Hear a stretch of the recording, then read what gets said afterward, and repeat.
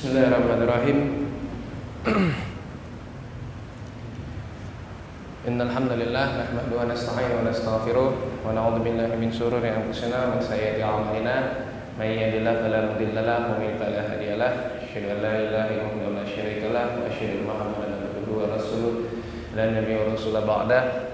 Allahumma shalli ala Muhammad wa ala Muhammad kama shallaita ala Ibrahim wa ala Ibrahim innaka Hamidum Majid. Allahumma barik ala Muhammad wa ala Muhammad kama barakta ala Ibrahim wa ala Ibrahim innaka Hamidum Majid. Amsayna ala fitratul Islam wa kalimatil ikhlas wa ala dini nabiyina Muhammadin sallallahu alaihi wasallam wa ala millati abina Ibrahim hanifan wa ma kana minal musyrikin. Wa hayyakum bi tahiyatil Islam bi tahiyatil ahlil jannah. Assalamualaikum warahmatullahi wabarakatuh. Allah puji syukur kita panjatkan kepada Allah Subhanahu wa taala yang mana telah memberikan kepada kita banyak sekali nikmat dan karunia-Nya. Yang diantaranya adalah nikmat iman, nikmat Islam, nikmat sehat afiat dan juga nikmat kesempatan, serta salawat dan salam semoga senantiasa tercurah kepada junjungan kita Nabi Muhammad SAW. Semoga kita menjadi bagian dari umatnya yang setia hingga akhir zaman dan mendapatkan syafaatnya di yaumil akhir kelak.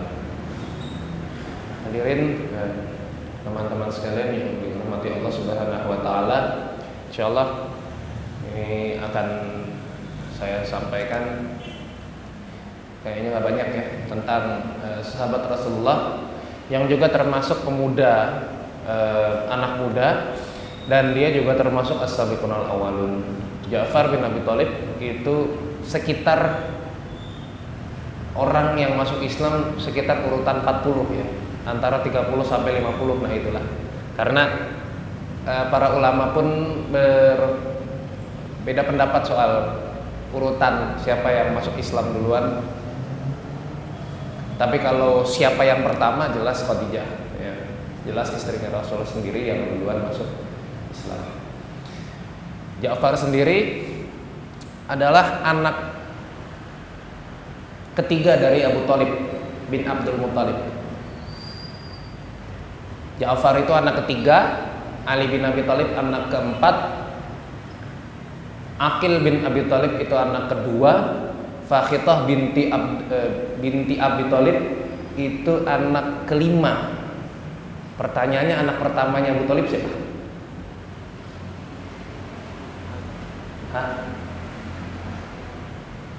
Ja'far anak ketiga, Ali anak keempat, Aqil bin Abi Thalib anak kedua, Fakhithah binti Abi Thalib anak kelima. Anak pertamanya siapa? Ya Thalib lah anak pertamanya. Kenapa bingung? Thalib bin Abu Thalib. Ya namanya Abu Thalib, bapaknya Thalib. Ya anak pertamanya namanya Thalib pasti. Ya, nggak usah bingung. Ini kadang-kadang saya suka bertanya, anaknya Abu Thalib siapa namanya? Ali, gitu ya. Iya benar sih. Anak pertamanya Ali.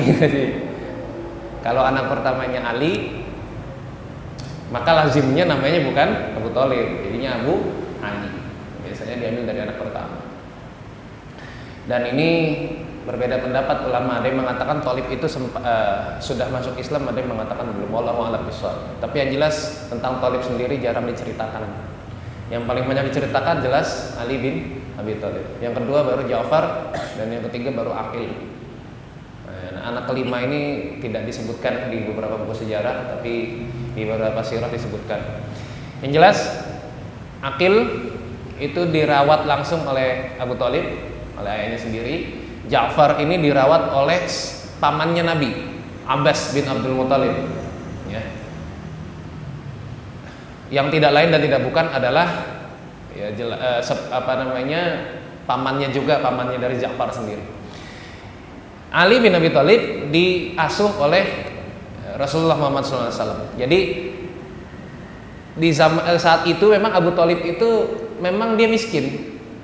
Jadi memang termasuk dalam sobat-sobat miskin gitu ya. Sehingga anak-anaknya itu Nabi dan Abbas gitu ya. Nabi dan pamannya Abbas bin Abdul Muthalib. Nabi sama Abbas itu walaupun pamannya bedanya cuma berapa ya, setahun ya kalau nggak salah ya. Ustaz Salim pernah menyebutkan itu Yang jelas Nabi dengan Hamzah itu nggak jauh beda usianya. Abbas sama Nabi kalau saya nggak salah usianya sepantaran. Padahal mereka adalah ponakan dengan paman. Mereka seumuran. Nah, Abbas dan Nabi Muhammad itu menawarkan diri kepada Abu Thalib untuk merawat anak-anaknya. Kemudian Abu Thalib berkata, biarkan Aqil bersama saya, Aqil anak kedua. Ja'far silakan diasuh oleh Abbas, dan Ali silakan diasuh oleh Nabi Muhammad SAW.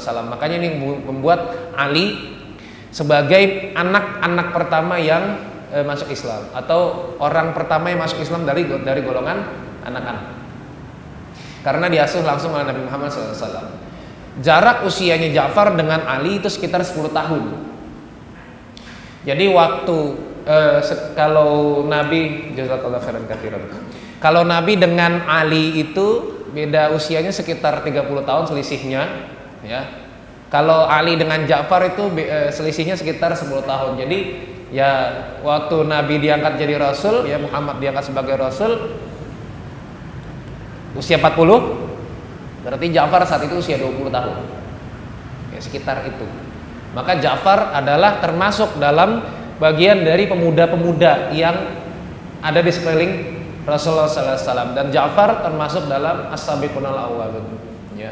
Sabiqunal awwalun itu dijamin masuk surga. Ya jelas, karena mereka adalah orang-orang yang membenarkan Rasul di saat belum ada saat itu orang-orang yang membenarkan perkataan Rasul dan mengakui kenabian seorang Muhammad SAW. Ya pada surat At-Taubah ayat berapa tuh? Ayat 100. Benar kan? Ya benar. Wasabiqunal awwaluna minal muhajirin wal ansari walladzina tabauhum bi ihsanin radhiyallahu anhum wa radu anhu wa 'adda lahum jannatin tajri tahtahal anharu khalidina fiha abadan dzalikal fawzul 'adzim. Ya. As-sabiqunal awwalun itu yang pertama masuk Islam, ya. Orang-orang yang pertama masuk Islam dari golongan muhajirin dan ansor,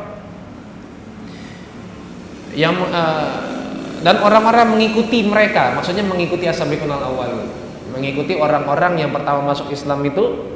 Allah ridho kepada mereka dan mereka juga ridho kepada Allah, maka dijamin bagi mereka adalah tajri tahtahal anhar, ya, sama surga yang di bawahnya mengalir sungai-sungai, ya. Sehingga fitnah apapun yang menerpa as-sabiqunal awwalun atau fitnah apapun yang menerpa ahli Badar, semuanya adalah kita tidak perlu untuk membicarakan itu. Nah, ya. Dan Ja'far ini adalah seorang yang punya banyak sekali julukan. Banyak sekali. Ya banyak sekali. Ada lebih dari 2 julukan, ya. Ada yang menyebut Ja'far itu Sayyidus Syuhada, pemimpin para syuhada.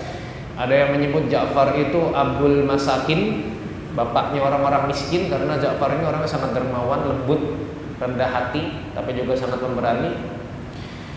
Ada juga yang menyebut Ja'far ini sebagai At-Tayyar alias sang burung. Nah, gimana ceritanya sang burung nanti kita bahas. Dan Ja'far ini dia punya keutamaan banyak sekali. Salah satunya adalah dia termasuk dalam 5 orang yang paling mirip dengan Rasulullah SAW. Yang pertama yang mirip dengan Rasul itu adalah Abu Sufyan. Abu Sufyan itu mirip dengan Rasulullah, ya. Abu Sufyan bin Harith. Kemudian ada Qutham. Qutham itu juga sepupunya Abu Sufyan, juga sepupunya Rasul. Qutham itu juga sepupunya Rasul. Kemudian ada Sa'id bin Ubaid, ini yang jadi kakeknya Imam Syafi'i. Terus kemudian ada Hasan bin Ali bin Abi Thalib. Sebagian ulama berpendapat bahwa yang paling mirip plek dengan Rasul itu adalah Hasan. Sebagian juga berpendapat bahwa yang paling mirip adalah Ja'far, karena Rasul pernah bersabda kepada Ja'far, ya, engkau wahai Ja'far, wajahmu mirip wajah, akhlakmu pun mirip akhlak. Jadi Masya Allah, itu luar biasa keutamaan seorang Ja'far bin Abi Thalib. Dan kalau kita lihat track recordnya, ya, Ja'far ini mirip-mirip dengan Utsman. Karena Utsman bin Affan ini selain dia pemalu, Utsman itu jarang ikut perang. Bukannya dia nggak mau, bukannya dia lemah, tapi karena memang Rasul itu menugaskan di tempat lain, sehingga Utsman nggak ikut perang. Ja'far juga begitu. Perang besar yang pertama diikutinya, perang besar ya, yang pertama diikutinya adalah perang Mu'tah, dan di situ dia syahid. Nah itu nasibnya Ja'far seperti itu. Nah, jadi kalau orang melihat Ja'far itu seperti melihat Nabi. Ya, tapi karismanya beda ya. Karismanya Nabi sama karismanya Ja'far jelas beda. Nah, orang melihat Nabi dia pasti segan, dia pasti takut disertai rasa cinta, bukan takut yang dia takut nggak mau ketemu, tapi takutnya adalah takut segan. Jadi karena cinta, karena segan, karena nggak mau mengecewakan, itulah takutnya orang yang bertemu dengan Rasulullah SAW. Ya gitu ya. Jadi sekitar itulah pokoknya ya, sekitar soal Ja'far, ya. Soal usianya, kemudian akhlaknya, perangainya, wataknya, wajahnya, sifatnya, yaitu mirip dengan Rasulullah SAW. Tentu saja tidak ada yang melebihi Rasul, tetapi kita dianjurkan untuk menjadikan sahabat-sahabat Rasul itu sebagai panutan kita. Di samping Rasul sebagai panutan kita, kita juga dianjurkan untuk menjadikan sahabat-sahabat itu sebagai panutan kita. Jelas kita tidak bisa menyamai Rasul, bahwa ada kesamaan antara sifat-sifat kita dengan para sahabat itu mungkin saja. Ya, misalnya saya orangnya temperamental,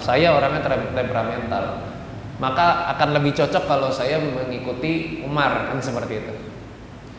Gak cocok kalau saya ngikutin Abu Bakar, karena Abu Bakar orangnya sangat halus. Bahkan dia ya disebutkan kadang Abu Bakar itu suara tangisnya mengalahkan suara bacaan Al-Qur'annya. Jadi kalau dia mengimami sholat, yang kedengeran suara tangisnya, saking lembutnya hati Abu Bakar.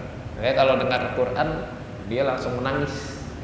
Nah kita ini kalau dengar Quran nangis enggak, ya, ngerti enggak gitu ya, apalagi nangis. Nah, barangkali hati kita masih keras. Nah seperti itu, sehingga kita bisa mencontoh para sahabat yang punya kesesuaian dengan sikap kita. Ya, ini jangan misalnya kita temperamen mencontoh Abu Bakar, atau yang akhwat ya pecicilan tapi mau mencontoh Khadijah, itu susah. Ada juga akhwat, aku ingin seperti Aisyah, maka Aisyahkanlah diriku. Sulit ya. Aisyah itu orangnya pencemburu, seneng main dan sebagainya, tapi suaminya Rasul. Nah, masalahnya itu. Oh saya nggak apa-apa, Aisyah kan pencemburu, orangnya gini. Iya, tapi suaminya Rasul. Jadi orang seperti Aisyah itu cuma bisa dijinakkan oleh orang seperti Rasul. Jadi kalau ada akhwat mau bermimpi jadi Aisyah, siap-siap jadi jomblo seumur hidup, karena tidak akan menemukan laki-laki seperti Rasul. Oke, yang realistis aja lah gitu ya. Ketika kita mencontoh, karena kita tidak akan bisa menyamai Rasul, menyamai istri Rasul itu nggak bisa. Adapun kita tetap harus untuk menjadikan mereka panutan selamanya, semaksimal usaha kita. Jangan sampai kita melepaskan itu, bahwa mereka adalah panutan dalam hidup kita. Ya, jadi Ja'far ini masuk Islam diajak oleh Abu Bakar As-Siddiq. Yang ngajak Abu Bakar As-Siddiq. Saat itu justru malahan Rasul itu belum melancarkan dakwah Syriah di rumahnya Arqam. Itu masih betul-betul tidak terstruktur dakwahnya. Ya, Ja'far itu termasuk dalam orang-orang yang pertama masuk itu. Orang-orang yang tidak mau membenarkan Rasul, Ja'far termasuk. Adapun pamannya Abbas yang mengasuh dia sudah masuk Islam lebih dulu. Ini makanya mempengaruhi. Makanya kenapa di zaman dahulu itu selalu, ya zaman di Arab dahulu itu selalu menitipkan anak seperti itu. Memang harus kita itu mempengaruhi, dan lingkungan itu sangat mempengaruhi. Rasul kenapa dititip kepada Halimah As-Sa'diyah? Karena di bangsa saat itu adalah bahasa Arabnya paling bagus dan hidup di padang pasir. Salah satunya biar apa? Biar gak manja, biar terbentuk pribadinya, ya. Dan kalau dididik sama orang tua sendiri, segalak-galaknya orang tua pasti masih ada perasaan tidak tega kepada anaknya. Nah ini makanya kenapa di zaman dahulu orang-orang itu memang dititipkan. Nah tapi kasusnya Abu Thalib ini menitipkan kepada Abbas dan menitipkan Ali kepada Nabi itu karena memang Abu Thalib saat itu memang kurang mampu hidupnya. Keutamaan Ja'far adalah ketika Rasul mengizinkan para sahabat untuk berhijrah. Ya, waktu itu yang berangkat sekitar 83 laki-laki dan 19 perempuan. Ja'far adalah salah satu di antara 83 laki-laki itu, dan istrinya Asma binti Unais itu juga termasuk dalam 19 perempuan itu. Bayangkan, luar biasa. Cuma 83 tambah 19 berapa? 102. Ya benar ya. Ini saya bodoh matematika, jangan dibodoh-bodohin lah. 102 ya. Itu. Jadi ada 100-an orang yang berhijrah. Kenapa berhijrah ya teman-teman? Mungkin sudah tahu ya. Di MJN ini mungkin sudah pernah jelaskan kenapa ada hijrah ke Habasyah. Ya karena salah satunya adalah mencari lingkungan yang kondusif untuk mengembangkan keislaman kita. Nah ini hijrah, sebetulnya makna hijrah itu sebetulnya seperti itu gitu. Ya, sekarang lagi tren itu kan hijrah. Ini kadang-kadang semua ayat tentang hijrah dipakai untuk menggambarkan fenomena hijrah sekarang. Beda, hijrah yang ada di Al-Quran itu hijrah perpindahan. Sama juga hijrah yang dalam hadis Arba'in nomor 1 itu, ya, innamal a'malu binniyat wa innamal likulli imri'in ma nawa, faman kana hijratuhu ila Allah wa rasulih fa hijratuhu ila Allah wa rasulih, wa man kana hijratuhu lidunya yusibuha aw imra'atiha fa hijratuhu ila ma hajara ilaih. Itu adalah hijrah perpindahan fisik, bukan hijrah secara tadi misalnya yang belum berhijab jadi berhijab kayak gitu ya, yang tadinya pacaran jadi tidak pacaran gitu, yang tadinya minum minuman keras jadi tidak minum minuman keras. Itu namanya taubat sebetulnya, bukan hijrah. Tapi kan sekarang kita butuh penghalusan makna supaya menarik, ya enggak? Kalau kita bilang tobat kan enggak enak. Itu tobat seolah-olah tuh dia dulu jelek banget gitu kan. Tapi kalau kita bilang dia hijrah kan enak dengernya. Itu cuma kiasan saja. Cuma masalahnya itu, saya beberapa kali dapat permintaan gitu kan, ya biasanya permintaan untuk testimoni buku lah, kata pengantar dan sebagainya, dan 90% bukunya tentang hijrah. Dan saya baca isinya, ya Allah, mau saya kritik takutnya melemahkan semangat, nggak dikritik tapi ntar dia jalan terus dengan kesalahan-kesalahan ini. Jadi semua ayat tentang hijrah, tentang perpindahan fisik itu dipakai buat di situ, buat menggambarkan fenomena hijrah yang sekarang. Enggak, fenomena hijrah sekarang itu tobat sebetulnya. Artis tobat, cuma kan enggak enak ya kan. Kita bilang hijrah. Sebetulnya tobat fenomena itu. Makanya ini harus diperbaiki. Siapa orang-orang yang tobat? Itu adalah orang-orang yang dulunya menzolimi dirinya sendiri ya. Qul ya ibadiyalladzina amanu ala qul ya ibadiyalladzina asrafu ala anfusihim la taqnatu min rahmatillah. Nah itu ayatnya ya. Wahai para hambaku yang berlebihan atas dirinya. Nah gitu. La taqnatu min rahmatillah ya, jangan putus asa dari rahmat Allah, jangan takut enggak dapat rahmat Allah ya. Innallaha yaghfiru dzunuba jami'a. Sesungguhnya Allah itu akan mengampuni seluruh dosa. Nah, ini tobat. Nah hijrah ke Habasyah kenapa dilakukan? Untuk mencari tempat yang lebih kondusif mengembangkan keislaman mereka. Karena saat itu kafir Quraisy di Mekah itu tekanannya sangat besar, sehingga berpikir Rasulullah untuk berhijrah.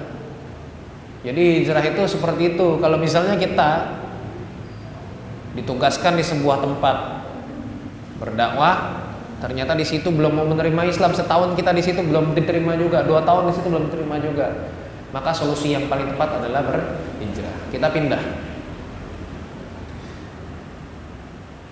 Sama juga dengan misalnya kita di sini, atau misalnya kita di sebuah kota. Di kota itu kita nakal, tidak bisa meninggalkan perzinahan, tidak bisa meninggalkan kezaliman, tidak bisa meninggalkan mabuk-mabukan. Sudah punya tekad, tapi sulit untuk meninggalkan karena lingkungannya mempengaruhi, maka yang harus dilakukan adalah hijrah. Hijrah secara fisik supaya tidak bertemu lagi dengan mereka. Nah, ini yang dilakukan oleh Rasul, ya, memerintahkan para sahabat untuk berhijrah sekitar 83 dan 19 wanita. Dan termasuk diantaranya Ja'far dan termasuk diantaranya Utsman. Makanya mereka nggak ikut perang. Perang-perang besar itu pada nggak ikut. Khaybar, ya, perang Khaybar mereka nggak ikut. Jadi saat itu mereka berhijrah ke Habasyah, yaitu Ethiopia sekarang, ya, yang dipimpin oleh Raja Najasyi. Kenapa pilihannya ke Habasyah? Karena Habasyah itu sebetulnya, Ethiopia itu negara kaya, teman-teman sekalian. Kalau sekarang negara miskin, itu kan ya nggak tahu ya kalau alam kenapa ya. Cuma yang jelas Afrika itu dulu kaya.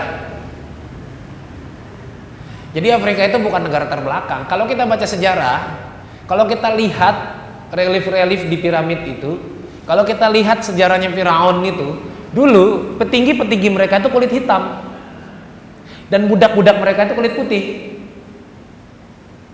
Jadi dulu itu bangsa budaknya kulit putih, bukan kulit hitam. Dan kulit hitam itu luar biasa karena mereka punya pigmen. Orang kulit putih itu nggak punya pigmen.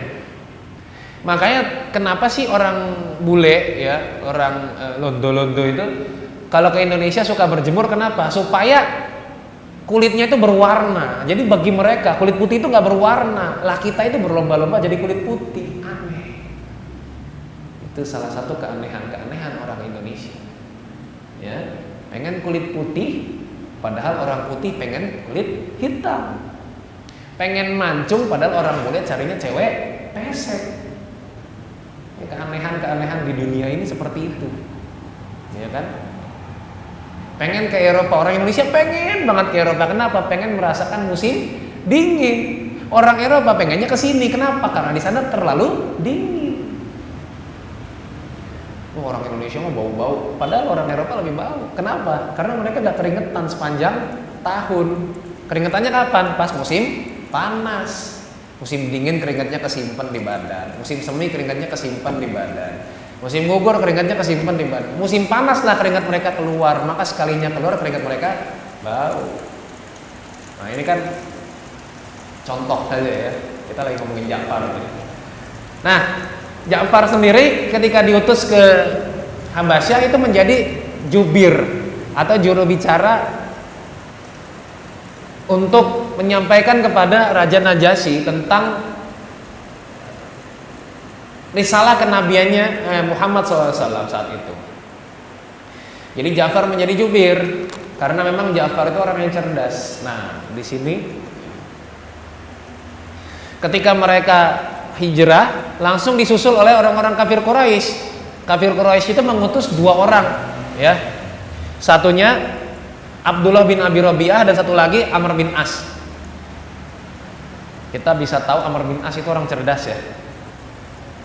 Amr bin As itu adalah seorang yang bisa menaklukkan negeri Mesir tanpa pertumpahan darah.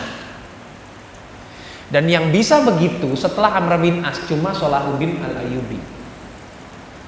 Itu berabad-abad setelahnya itu baru bisa. Dan Salahuddin itu dia masuk ke dinasti Fatimiyah, jadi pejabat di situ, ngerecokin di dalam, baru kemudian mereka runtuh, baru jadi pemimpin, baru kemudian bisa menyelamatkan Al-Aqsa. Tapi Amr bin As itu enggak. Dia diutus oleh Nabi ke Mesir, ke Mesir untuk menaklukkan Mesir, karena Mesir itu adalah pijakan bagi kita untuk bisa menaklukkan Al-Aqsa. Untuk bisa menguasai Al-Aqsa kembali harus lewat Mesir, bukan lewat Turki. Apalagi sekarang kan rata-rata orang ke Turki. Kenapa? Napaktilah sejarah Al-Fatih, gitu kan? Ya, Turki itu gak bisa ngapa-ngapain. Mereka itu cuma pasang badan sekarang. Batu pijakan kita itu Mesir. Kalau Mesir sudah dikendalikan, kita bisa masuk ke Al-Aqsa kapan saja insya Allah. Batu pijakan kita itu Mesir, bukan Turki. Nah, Amr bin As itu orang yang cerdas. Dia bisa menaklukkan Mesir tanpa pertumpahan darah. Bayangkan betapa cerdasnya. Dan dari situ, setelah penaklukan Mesir, mereka dikasih hadiah. Hadiahnya berupa apa? 2 budak. Hadiahnya adalah orang Kipti, ya, cewek-cewek Mesir, 2 orang budak. Yang satu namanya Maryah, yang satu namanya Sirin, ya, Maryah Al-Qibtiyah dan Sirin. Maryah itu kemudian dipersunting oleh Nabi Muhammad SAW dan kemudian punya anak namanya Ibrahim, tapi kemudian meninggal. Ya. Sirin itu dipersunting oleh sahabat Rasul, saya lupa namanya, mohon maaf. Mungkin di sini ada yang bisa mengingatkan. Yang jelas Sirin bukan istrinya Tengku Wisnu, ya. Sirin Sungkar itu. Sirin itu saudara dengan Maria. Ya, Maria dipersunting oleh Nabi, Sirin dipersunting oleh sahabatnya, saya lupa namanya. Nah itu. Jadi yang diutus oleh kafir Quraisy ini bukan kaleng-kaleng, ini bukan orang sembarangan. Yang diutus orang betulan gitu. Orang yang betul-betul bisa akan membuat jatuh umat Islam yang sedang berhijrah ke Habasyah. Dan akhirnya kemudian umat Islam di Habasyah itu menugaskan Ja'far untuk menjadi jubirnya. Apa kata mereka? Kata Amr bin As dan Abdullah bin Abi Rabi'ah saat itu, ia berkata kepada para menteri, mereka membawa hadiah yang banyak sekali kepada para menterinya Najasyi saat itu, dan kemudian berkata, sungguh telah datang ke negerimu orang-orang bodoh dari kaum kami yang keluar dari agama nenek moyang kami. Nah, maksudnya orang-orang berhijrah itu orang-orang bodoh semua katanya. Maka kalau kami berbicara kepada raja, maksudnya untuk memulangkan orang-orang bodoh itu, dukunglah kami, karena tokoh-tokoh kaum mereka lebih tahu akan mereka. Maksudnya orang-orang kafir Quraisy itu lebih tahu bahwa mereka itu bodoh. Jangan diterima itu orang bodoh. Dengar, ini propaganda mereka, ya. Propaganda yang dilakukan oleh Amr bin As oleh orang-orang Quraisy adalah membuat takut. Jadi gitu. Ini strategi politik. Ketika sebuah pihak gitu ya. Saya mau bilang penguasa tapi nanti disangkanya macam-macam lagi. Ketika sebuah pihak itu mau menjatuhkan lawan politiknya, ketika dia tidak bisa menjatuhkan lawan politiknya dengan strategi dia, ketika dia tidak bisa menakut-nakuti lawan politiknya, apa yang dilakukan? Yang dilakukan adalah membuat propaganda supaya orang-orang takut sama lawan politiknya. Seperti jadi kalau Nabi Musa, kalau zaman Fir'aun, itu Fir'aun gagal membuat Nabi Musa takut. Yang dilakukan oleh Fir'aun apa? Membuat semua orang Mesir itu takut sama Musa. Kenapa? Karena dengan begitu kemudian Fir'aun bisa menarik hati-hati orang-orang Mesir. Ingat gimana caranya supaya Nabi Musa itu kalah? Caranya adalah semua orang dikumpulkan, semua penyihir dikumpulkan untuk melawan satu orang Musa. Kenapa seperti itu? Itu bukan menunjukkan bahwa Fir'aun itu lemah, tapi Fir'aun ingin menunjukkan ini orang bahaya. Jangan-jangan ini bukan manusia. Jangan kalian ikuti orang ini. Karena apa? Orang ini menakutkan. Tuh lihat, masa satu orang lawan 1000 penyihir? Gak mungkin. Kalau dia menang, pasti dia penyihirnya. Gitu. Jadi kalau kita nggak berhasil membuat takut, gitu ya, strategi politiknya, maka buatlah orang-orang takut sama dia. Sama juga dengan Namrud. Tidak berhasil membuat Ibrahim takut, caranya gimana? Namrud bikin orang-orang takut sama Ibrahim. Yang akhirnya apa reaksinya? Kemudian Ibrahim dibakar. Ini orang berbahaya. membuat kita keluar dari agama kita, bahaya, pemecah belah persatuan. Nah gitu, propagandanya kayak gitu. Berulang nggak? Nggak tahu ya berulang apa enggak. Ini saya lanjutin dulu ya. Mana lagi nih? Contekan hilang. Nah di sini Ummu Salamah menceritakan, ini Ummu Salamah yang cerita, karena Ummu Salamah termasuk dalam orang-orang yang berhijrah saat itu. Dari ke-19 wanita itu, Ummu Salamah salah satunya. Lalu masuklah Amr bin As dan Abdullah bin Abi Rabi'ah ini menemui Najasyi. Kemudian apa yang dikatakan nih? Coba perhatikan kata-katanya Amr bin As ini ya, dan Abdullah bin Abi Rabi'ah ini. Mana sih? Nah, wahai raja, sesungguhnya telah datang di dalam kerajaanmu orang-orang yang rendah dari kaum kami, orang-orang yang rendah dari kaum kami. Mereka datang dengan membawa agama yang tidak pernah kami ketahui atau engkau ketahui. Mereka keluar dari agama kami, tidak pula masuk kepada agama kamu, dan orang-orang yang mulia di antara kami telah mengutus kami. Maksudnya orang-orang Quraisy, agar engkau mau mengembalikan mereka kepada kami dan mereka lebih mengetahui akan apa yang telah mereka perbuat. Terus dipanas-panasi sama menterinya, bener raja, itu bener gitu. Mereka tuh berbahaya, mereka orang bodoh gitu ya. Terus, nah ini pertama, pemecahan pertama adalah soal agama. Agamanya asing, nggak pernah kita kenal. Saya aja nggak tahu, apalagi kamu. Saya aja yang berada di negerinya mereka ini nggak tahu agama yang dibawa itu apa, apalagi kamu. Makanya mereka pulangin aja. Terus kemudian apa reaksinya Najasyi? Najasyi ini orang yang bijaksana. Maka kemudian reaksinya adalah, wallah, demi Allah, aku tidak akan mengembalikan mereka kepada kalian, pada kaumnya, sampai aku menemui mereka sehingga aku bisa mengetahui apakah sebetulnya ya apa yang kalian katakan, apa yang kalian berdua katakan itu benar. Nah kemudian dipanggillah orang-orang kaum muslimin ini menemui Raja Najasyi. Datang mereka semua dan diwakili oleh tadi Ja'far bin Abu Thalib. Kemudian Najasyi bertanya, apakah agama yang kalian peluk sehingga kalian meninggalkan agama kaum kalian dan tidak pula kalian masuk ke dalam agamaku atau agama yang lainnya? Ini Najasyi bertanya kepada Ja'far. Kemudian Ja'far menjawab, wahai raja, kami dahulu adalah orang-orang jahiliyah.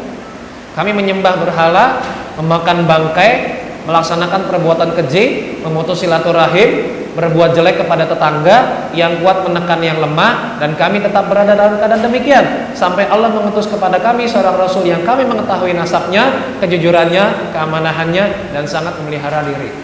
Ini saya stop di sini dulu. Ya, di sini Ja'far menjawab pertanyaan Najasyi yang pertama apa?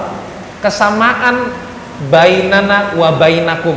Kesamaan antara kami dengan kamu. Apa? Agama.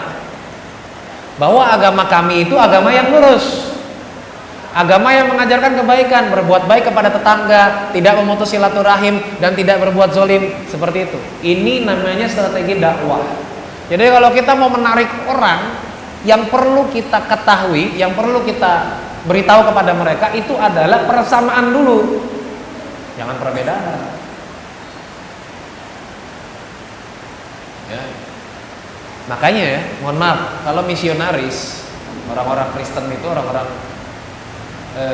Zending dan misionaris, orang Katolik dan orang Protestan, itu kalau berdakwahnya mereka itu selalu kesamaan, persamaan antara agama kami dengan agama yang sedang kamu anut, selalu begitu. Makanya jangan heran kalau teman-teman datang ke wilayah-wilayah kristenisasi kayak di Gunung Kidul sana, Gunung Kidul yang nggak enak banget lah itu, atau di Kulon Progo sana di Samigaluh, Kalibawang, lihat teman-teman akan melihat perempuan-perempuan, ibu-ibu pakai jilbab keluar dari gereja. Karena bagi mereka itu nggak penting pakaian, yang penting kamu menyembah dulu apa yang kami sembah. Karena tidak ada perbedaan sebetulnya antara kami dan kamu, gitu. Jadi propagandanya mereka yang pertama adalah kesamaan. Nah, ini dilakukan oleh Ja'far saat itu, kesamaan. Najasyi adalah seorang Nasrani yang hanif, maka baginya agama yang tidak berbahaya adalah agama yang mirip sama agamanya dia, kayak gitu kan. Bahkan memang saat itu agamanya sama, karena Najasyi saat itu belum tahu bahwa Muhammad itu sudah ada sebagai nabi. Dia butuh didakwahi. Maka yang pertama diucapkan adalah kami dulu jahiliyah. Jahiliyah itu apa? Jahiliyah itu memutus silaturahim, berbuat zolim, menumbuhkan riba, berbuat jahat kepada tetangga. Itu jahiliyah namanya. Nah, jadi dimasukkan ke logika, oh orang-orang bodoh itu yang memutus silaturahim, oh orang-orang bodoh itu yang tidak bertetangga, oh orang-orang bodoh itu yang menyembah berhala gitu. Nah, seperti itu kemudian kan Najasyi, oh ini agama benar, karena agamanya tidak jauh beda dengan saya, apanya yang berbahaya gitu. Terus yang kedua, ketika kita memperkenalkan kesempurnaan agama kita, harus kita memperkenalkan orang yang sempurna juga. Nabi, ketika dia mengaku sebagai nabi, harus apa? Harus ada pengakuan juga dari publik bahwa dia juga nabi. Maksudnya begini, kalau kita dengar nabi palsu, nabi ini nabi baru nih, namanya siapa? Marjono, kita nggak bakal percaya. Karena nggak mungkin asyhadu alla ilaha illallah wa asyhadu anna Marjono Rasulullah, nggak mungkin, nggak nyambung. Yang keren yang apa namanya kan kayak gitu ya. Asyhadu alla ilaha illallah wa asyhadu anna Muhammadar Rasulullah, kan keren. Kalau Marjono kan nggak keren, misalnya kayak gitu. Nasabnya jelas enggak? Sifatnya jelas enggak? Makanya kita perkenalkan itu orang yang sempurna. Maka ketika diperkenalkan, ini loh nabi saya. Siapa nabinya? Ini namanya Muhammad. Nama bapaknya Abdullah, nama bapaknya Abdul Muthalib, nama bapaknya lagi terus dia tahu. Nah, itu namanya kejelasan. Jadi jangan sampai ya teman-teman ditanya, ustadzmu siapa? Ini ustadz saya, siapa? Ustadz Hadi Hidayat. Ustadz Hadi Hidayat, bapaknya siapa? Nggak tahu, bukan guru kamu berarti itu. Ya, harus jelas nasabnya, harus jelas gurunya siapa. Kalau memang kita punya guru, harus jelas guru kita itu gurunya siapa. Kesempurnaan akhlaknya itu juga harus jelas. Pernah nggak dia berbohong? Pernah nggak dia berlelucon? Pernah nggak dia berbuat cabul? Itu harus jelas. Makanya diperjelas itu, ya, bahwa Nabi adalah seorang yang seperti ini. Laqad ja'akum rasulun min anfusikum azizun 'alaihi ma anittum harisun 'alaikum bil mu'minina raufur rahim. Maka diperjelas oleh Allah dalam surat At-Taubah itu, sungguh telah datang kepada kamu rasul dari bagian kamu sendiri, dari jiwa kalian sendiri, dari diri kalian sendiri. Azizun 'alaihi ma anittum harisun 'alaikum bil mu'minina raufur rahim. Nah, itu jelas, sikap sifatnya itu jelas. Sehingga orang itu tidak ragu ketika menganut agama Islam, karena nabinya jelas. Jadi kalau ada agama, nabimu siapa? Misalnya dia sebut dia sebut Yesus nabi saya. Bapaknya siapa? Gak ada, gak boleh. Bapaknya gak jelas. Gak bisa begitu. Itulah alasan kenapa Nabi Isa, kalau kita perhatikan di surat As-Saff, ya, berturut-turut itu ayatnya. Wa in qala Musa wa in qala Isa, ya. Wa in qala Musa liqaumihi. Selalu Allah berfirman dan ingatlah ketika Musa berkata kepada kaumnya. Kenapa? Karena kaum itu tergantung bapaknya siapa. Nabi Musa bapaknya jelas. Maka ketika dia memanggil kaumnya, ya qaumi, jelas. Kenapa Nabi Isa itu ketika menyapa Bani Israel tidak pernah dengan ya qaumi? Karena dia tahu diri, dia tidak punya bapak. Karena bapak kita itu yang menentukan suku kita. Kamu orang Batak? Iya. Marga kamu apa? misalnya Siagian, ya, bapak kamu pasti Siagian juga. Nggak mungkin kamu Siagian, bapak kamu Siregar, itu nggak mungkin. Nah, makanya harus jelas.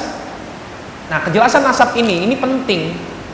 Nah, kemudian Najasyi percaya, dan selanjutnya dia mengajak kami agar beribadah hanya kepada Allah dan meninggalkan patung-patung disembah oleh nenek moyang kami. Dia juga memerintahkan kepada kami agar jujur dalam berkata, menunaikan amanah, menyambung silaturahmi, meninggalkan perbuatan keji, memelihara darah, maksudnya tidak membunuh orang gitu ya, dan melarang kami dari berkata dusta, memakan harta anak yatim, menuduh wanita yang solihah dengan perbuatan zina, serta memerintahkan kami agar mendirikan sholat, menunaikan zakat, berpuasa pada bulan Ramadan. Maka kami membenarkannya, beriman kepadanya, dan mengikuti apa yang dibawanya dari sisi Allah Subhanahu wa Ta'ala. Kami menghalalkan apa yang dihalalkannya dan mengharamkan apa yang diharamkannya. Wahai raja, ketika kaum kami mengetahui tentang apa yang kami lakukan, maksudnya Amr bin As itu ya, mereka memusuhi kami, menyiksa kami dengan siksaan yang keji, dan berusaha mengembalikan kami kepada agama nenek moyang kami, dan agar kami kembali menyembah berhala-berhala. Maka tatkala mereka terus menekan kami, memaksa kami, akhirnya kami memilih engkau dari yang lainnya, dan kami sangat berharap engkau berbuat baik kepada kami dan tidak menzolimi kami. Nah, ini contoh. Ketika kita merayu seseorang, kita puji dia. Ketika kita minta perlindungan, meminta suaka, kita puji dia. Beda dengan kaum yang minta dibikinin tembok kepada Dzulqarnain. Mereka cuma bilang, inna Ya'juj wa Ma'juj mufsidun fil ardh. Sesungguhnya Ya'juj dan Ma'juj itu berbuat kerusakan di muka bumi. Terus masalah buat gue apa? Kalau Dzulqarnain mau ngomong begitu bisa aja. Tapi Dzulqarnain beda. Sifatnya Dzulqarnain ini sifat orang-orang beriman, sifat orang-orang bertakwa. Maka dia kemudian, walaupun yang dia hadapi ini orang yang bahasanya nggak jelas, tapi kemudian dia tolong, sampai kemudian dibuatkan tembok dari besi. Nah, ini sebaliknya, yang bertakwa itu sekarang yang merayu nih, yang minta tolong. Yang minta tolong siapa? Ja'far dan kawan-kawan. Dia minta tolong. Maka, wahai Najasyi, wahai Raja Najasyi, makanya kami pilih engkau di antara raja-raja yang lain, dan kami berharap engkau bisa melindungi kami, menyelamatkan kami, tidak berbuat zalim kepada kami, ya. Dan meminta suaka saat itu karena ditekan oleh orang-orang kafir Quraisy. Apa jawaban Najasyi saat itu? Ya, berarti ini berarti benar. Akhirnya disuruh pulang gitu Amr bin As dan Abdullah bin Abi Rabi'ah. Ya, berhasil saat itu Ja'far dan kawan-kawan mengambil hati Raja Najasyi. Tapi kemudian mereka membuat makar lagi. Amr dan Abdullah bin Abi Rabi'ah ini, mereka tidak mau kalah. Akhirnya bilang supaya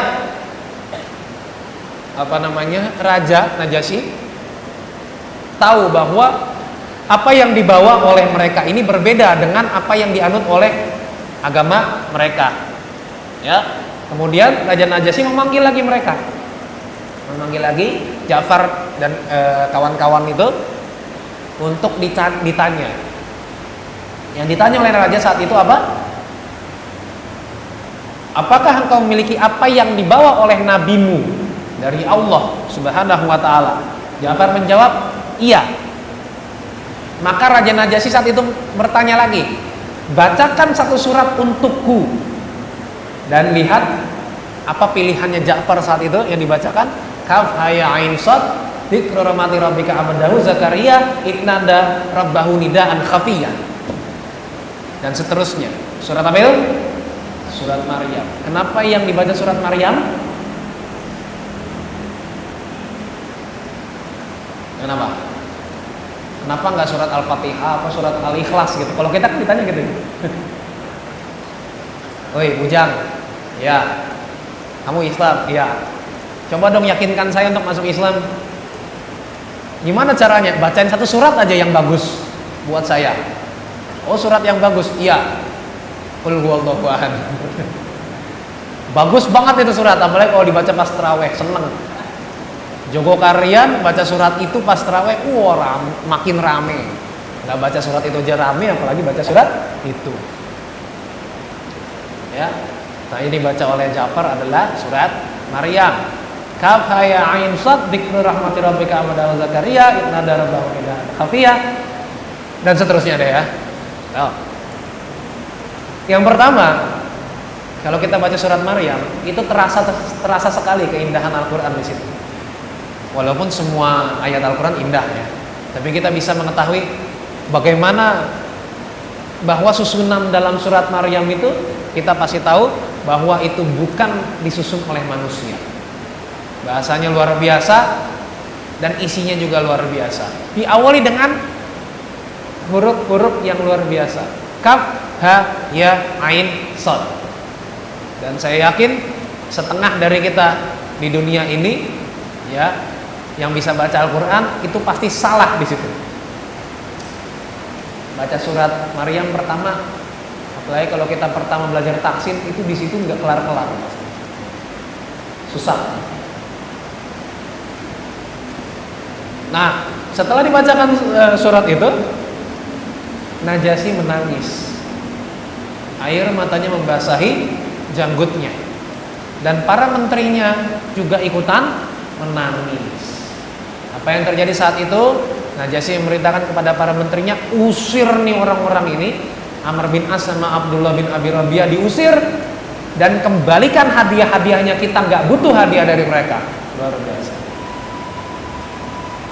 Jadi saat itu Amr diusir, dan orang-orang Islam saat itu tetap berada di Habasyi, di Ethiopia itu selama sekitar 1 tahun. Yaitu kan sekitar tahun ke-7 Hijriah sampai tahun ke-8 Hijriah. Karena perang Khaybar itu terjadi pada tahun ke-8 Hijriah.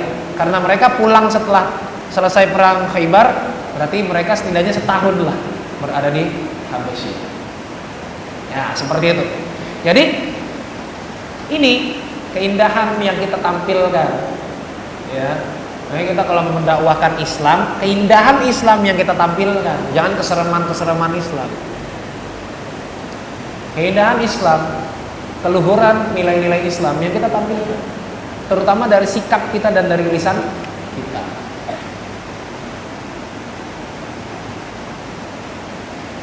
Ya.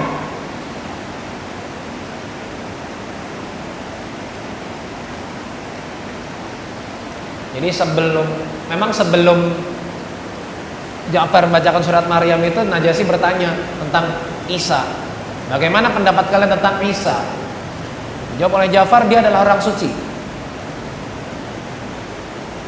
Dia adalah Nabi Allah, Ruh Allah, dan Nabi sebelum Muhammad. Dan kemudian Najasyi setuju. Memang rajanya Hanif. Najasyi ini memang raja yang Nasrani yang lurus. Makanya di sini kita bisa ambil contoh bahwa ketika sebuah pihak itu kehilangan kehabisan strategi politik, ya caranya begitu. Maka yang dihembuskan apa? Mereka itu intoleran. Mereka itu memecah belah persatuan, ya kan? Coba Walid bin Mughirah ketika ingin membuat propaganda bahwa Rasul itu nggak benar, gimana caranya? Ada yang bilang aja Muhammad itu orang gila. Kata Walid, nggak ada orang gila kayak gitu. Bilang aja Muhammad itu penyihir. Kata Walid, nggak ada penyihir kayak gitu. Terus gimana? Dibilang aja Muhammad itu pembawa agama yang memisahkan antara ayah dengan anaknya, suami dengan istrinya, gitu ya, anak dengan ibunya, dan seterusnya dan seterusnya. Apa? Isu persatuan. Ini propaganda yang dari dulu seksi sampai sekarang. Isu persatuan. Oh, ini salah. Kenapa? Dia itu memecah belah persatuan. Dengan apa? Dengan usungan-usungan khilafah misalnya. dengan ajaran-ajaran golongan Islam transnasional kayak gitu. Jadi yang dihembuskan apa? Ya isu-isu yang seperti itu. Isu-isu yang kira-kira bakalan seksi untuk didengar sama orang-orang. Nah ini, sehingga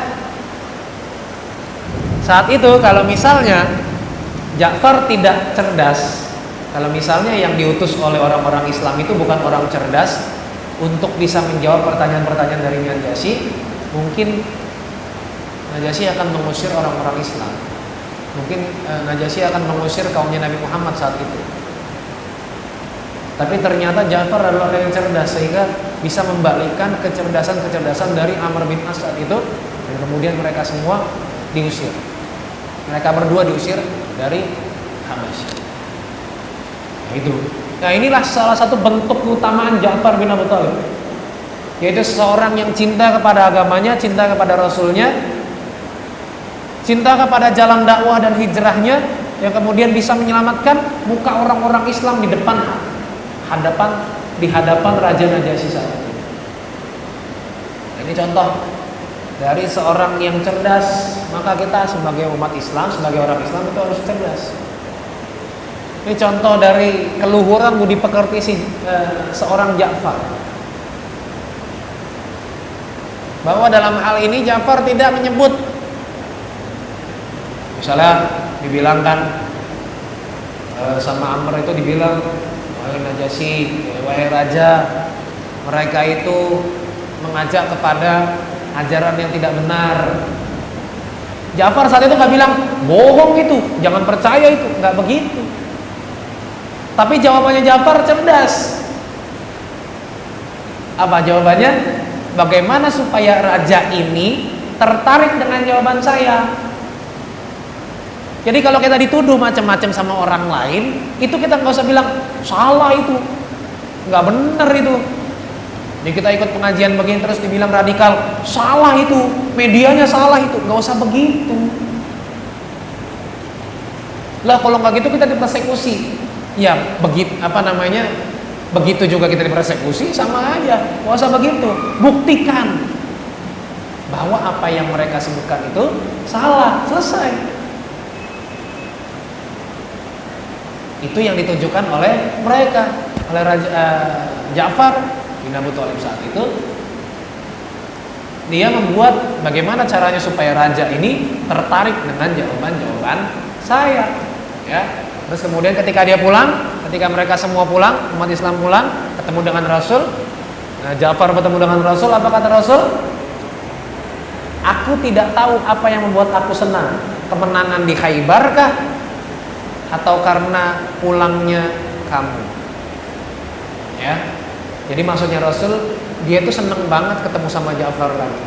Dia senang banget Ja'far itu pulang lagi ke ke hadapan Rasul. Ya saat itu mereka pulangnya nggak ke Mekah, mereka mampirnya ke Yathrib, ke Madinah. Karena saat itu Rasul sudah hijrah. Jadi kata Rasul, saya nggak tahu, saya senangnya kenapa? Senang karena menang perang Khaybar atau senang karena kamu pulang?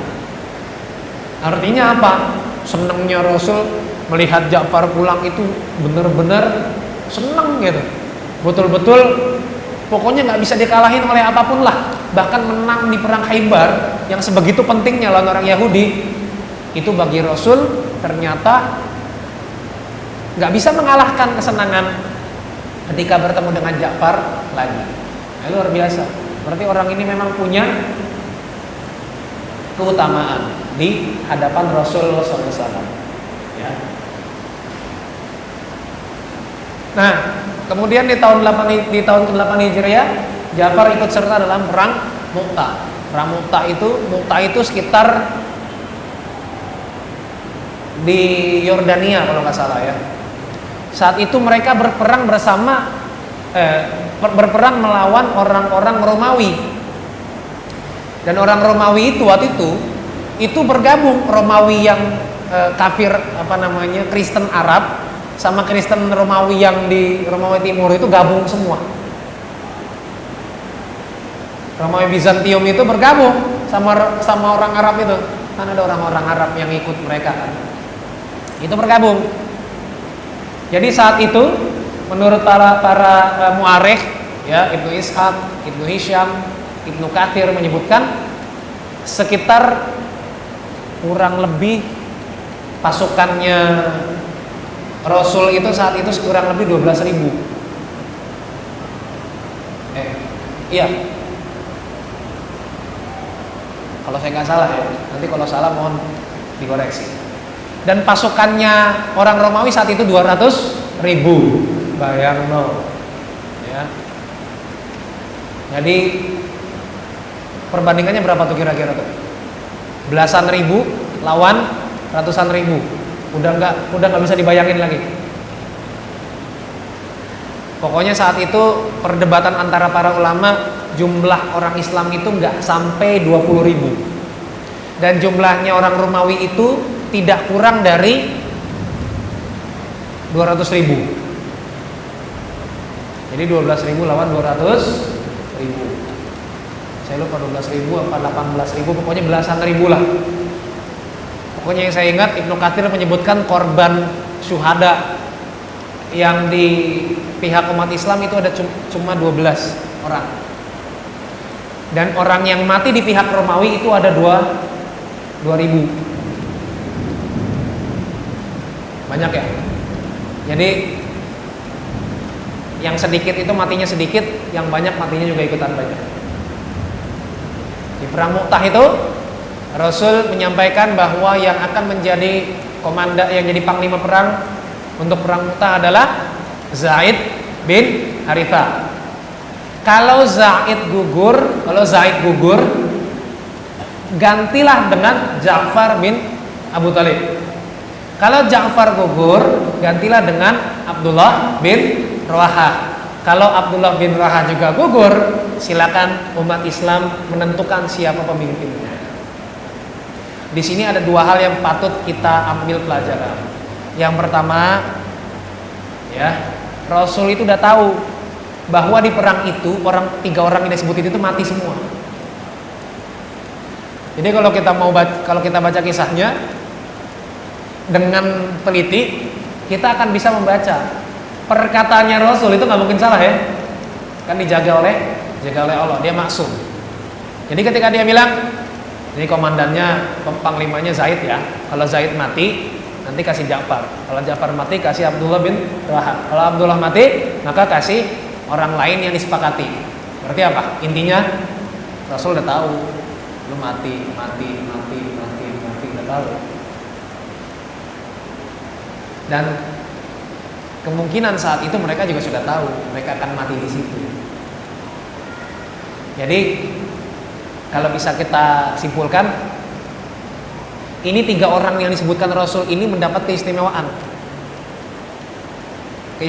jadi panglima perang dan keistimewaan sebagai syuhada. Dan mereka tahu nih, wah, mungkin bagi tiga orang ini, wah, berarti saya bakalan mati. Kan gitu. Tapi kemudian mereka tetap setia untuk melaksanakan mandat dari Rasul untuk melaksanakan perang melawan Romawi. Kira betul. Yang pertama mengangkat bendera adalah Zaid. Zaid bawa bendera, ya, bacok sana sini, mentang, kebacok, mati. Bendera jatuh, diambil oleh Ja'far. Di sini Ja'far melantunkan sebuah syair. Nah, syairnya, wahai alangkah dekatnya surga yang sangat lezat dan dingin minumannya, Romawi yang telah dekat kehancurannya, wajib bagiku menghancurkannya apabila menemuinya.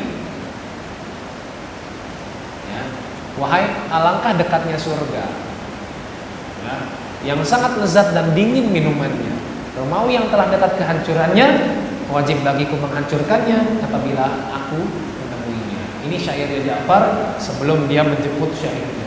Apa yang dilakukan oleh Ja'far? Ja'far berjuang sampai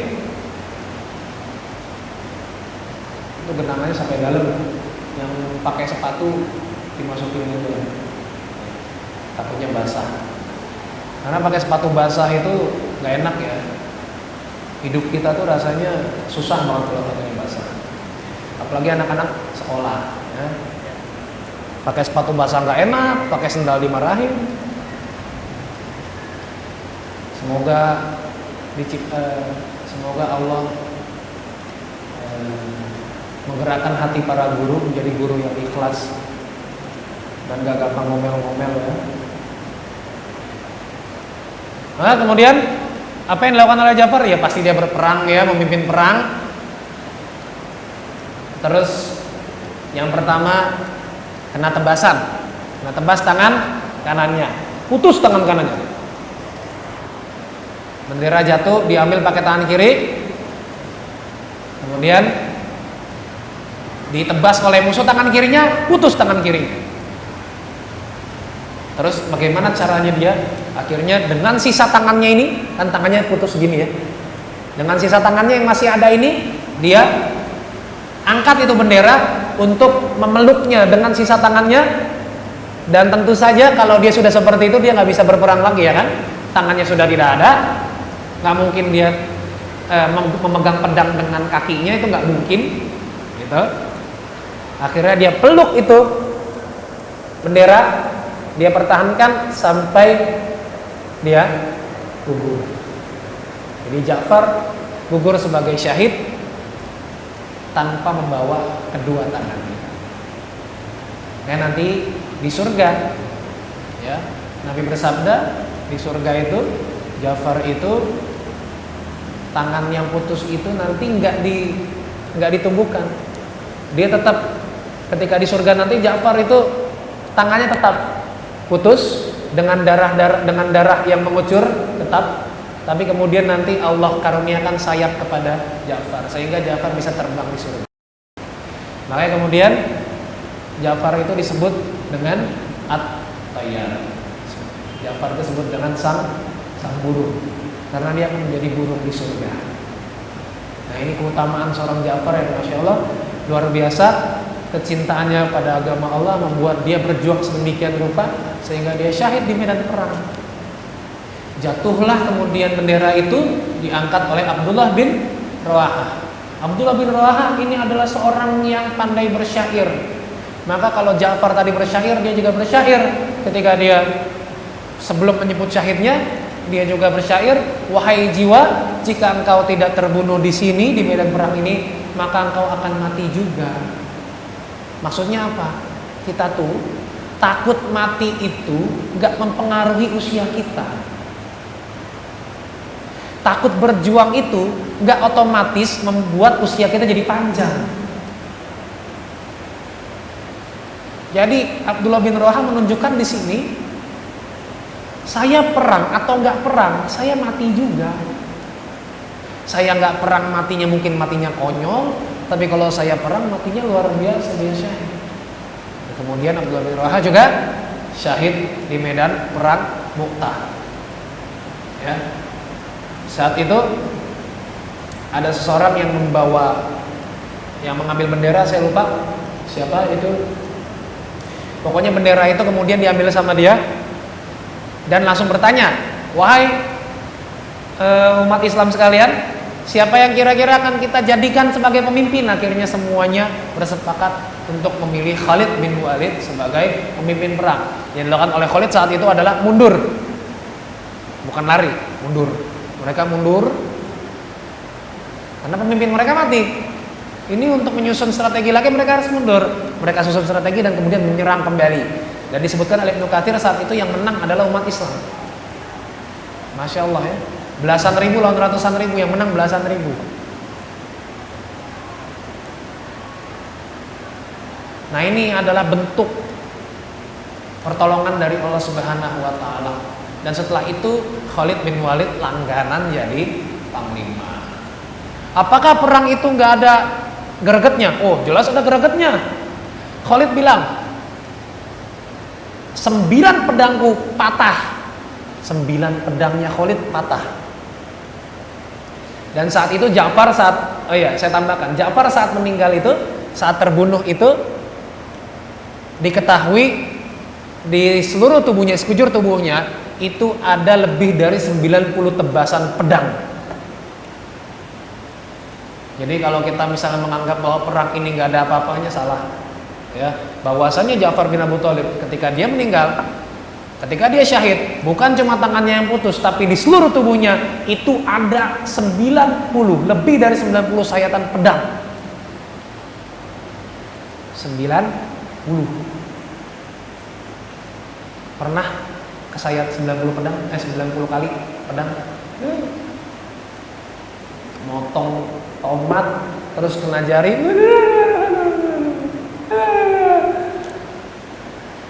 Ini 90, lebih dari 90 sayatan pedang. Bayangkan ya, betapa greget hidupnya Ja'far bin Abu Thalib. Menyambut lebih dari 90 sayatan pedang. Dan Khalid bin Walid yang tangguh setangguh-tangguhnya itu, yang tidak pernah kalah, bahkan saat berperang melawan Rasulullah, bahkan dia yang hampir memenangkan perang Uhud. Khalid bin Walid yang setangguh itu sampai harus 9 kali mengganti pedangnya. Pernah nonton bulu tangkis? Nah, pernah lihat pemain bulu tangkis raketnya patah, raketnya penyok? Pernah. Nah, kayak gitu. Jadi cetak, penyok, langsung ambil. Cetak, penyok, langsung ambil. Nah, kayak gitu. Jadi Khalid itu menyiapkan banyak pedang. Enggak, pedangnya nggak ditaruh di situ, pedangnya di bawah semua. Jadi kalau kita bayangkan ini gimana caranya bawa 10 pedang, nggak tahu ya.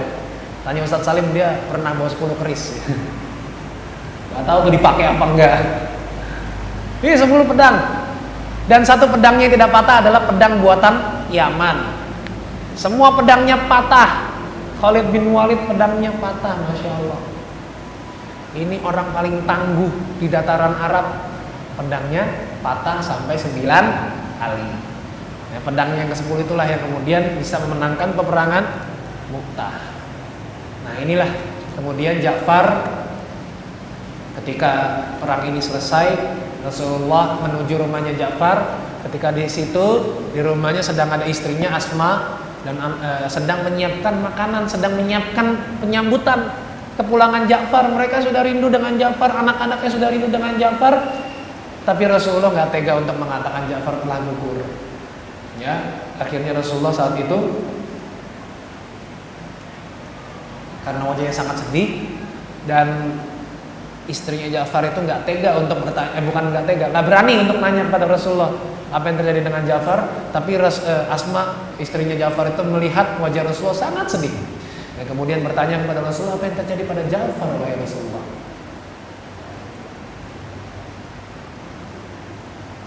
Terus kemudian Rasulullah pertama berkata, suruhlah anak-anak Ja'far kemari, aku akan mendoakannya. Ya, Rasulullah bersabda, suruhlah anak-anak Ja'far kemari, aku akan mendoakannya. Rasulullah merangkul anak-anak Ja'far, menciumnya sambil berlinangan air mata, sambil menangis. Akhirnya tidak tahan, Asma bertanya, wahai Rasulullah, apa yang menjadikan engkau menangis? Apakah ada sesuatu yang terjadi pada Ja'far? Dan kemudian Rasul bersabda, iya, dia telah gugur sebagai syahid pada hari ini. Semuanya sedih. Ya, anak-anaknya dibilang begitu sedih, apalagi istrinya juga ditinggal, jadi sedih. Rasulullah bersabda, ya Allah, gantilah Ja'far kepada istrinya. Gantilah Ja'far dengan yang lebih baik untuk istrinya. Gantilah Ja'far yang lebih baik untuk anak-anak. Ya. Tapi kemudian Rasulullah memberikan kabar gembira kepada keluarganya Ja'far.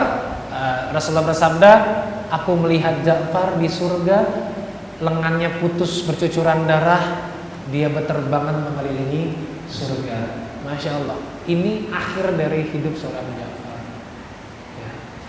Dia bisa berterbangan di surga sebagai burung surga. Mungkin kita cuma mengimpikan mendapatkan 72 bidadari, tapi Ja'far ini bisa terbang mengelilingi surga. Bayangkan betapa luasnya surga, dan Ja'far bisa mengelilingi keluasan surga ini. Ja'far menjadi at-tayyar, jadi burung surga akibat karena kecintaan yang Dia curahkan kepada Islam, dia curahkan kepada nabinya, dia curahkan kepada Allah Subhanahu wa taala. Itu perang Mu'tah adalah perang besar pertama yang diikuti sebagai muslim, dan dia gugur di sana. Bahkan sebelumnya sudah Rasul beritakan Ja'far, Zaid bin Harithah komandannya, kalau Zaid gugur kasih Ja'far, kalau Ja'far gugur kasih ke Abdullah bin Rawaha. Di sini Ja'far pasti sudah tahu bahwa dia akan gugur di sini. Dia akan meninggalkan anak dan istrinya. Tetapi Ja'far bukan orang yang lemah. Ja'far adalah orang yang kuat, orang yang pemberani, dan yang pasti Ja'far adalah orang yang cerdas. Makanya karena ini kita sedang membicarakan pemuda, adapun yang namanya pemuda seperti kita, ya kita harus cerdas. Bahkan untuk mendakwakan agama kita, kita juga harus dengan cara yang cerdas. Jangan mendakwakan agama kita dengan cara yang salah. Jika ingin mengkritik, kritik dengan ilmu. Jika ingin menyampaikan, sampaikan dengan kelembutan dan kasih sayang. Jika difitnah, buktikan dengan sikap dan perilaku kita bahwa fitnah mereka itu gak benar. Gak perlu kita jawab fitnah yang ada. Gak perlu kita debat kusir, baik di dunia nyata maupun di dunia maya. Cukup kita buktikan bahwa apa yang mereka fitnahkan itu gak ada yang benar. Nah ini contoh yang perlu kita amalkan dalam kehidupan kita sehari-hari. Bagaimana seorang Ja'far bin Abu Thalib, seorang Abul Masakin, seorang Sayyidus Syuhada, seorang At-Tayyar, burung surga, bisa mencontohkan kepada kita sifat yang ideal bagi pemuda muslim yang harus ditunjukkan dalam kehidupan sehari-hari. Nah, semoga ini bermanfaat dan semoga ada lagi kisah-kisah pemuda-pemuda di sekitar Rasulullah yang menggugah hati kita. Tetapi jangan lupakan bahwa banyak sekali sahabat Rasul yang menginspirasi kita. Sahabat Rasul tidak hanya 4, walaupun 4 itulah yang utama, tetapi sahabat Rasul banyak yang perlu kita pelajari dari mereka, akhlak mereka, perjuangan mereka, sifat mereka, kecintaan mereka pada agama Allah. Dan inilah cinta yang ditunjukkan oleh Ja'far bin Abi Thalib kepada agama Allah, kepada Rasulnya, kepada kita semua, bahwasanya yang namanya orang Islam tidak pernah takut mati. Karena mereka yang takut mati berarti sudah mati saat itu juga. Baik, ini yang bisa saya sampaikan. Semoga bermanfaat. Maghrib masih 14 menit lagi. Kalau ada yang mau bertanya silakan. Kalau tidak ada, alhamdulillah.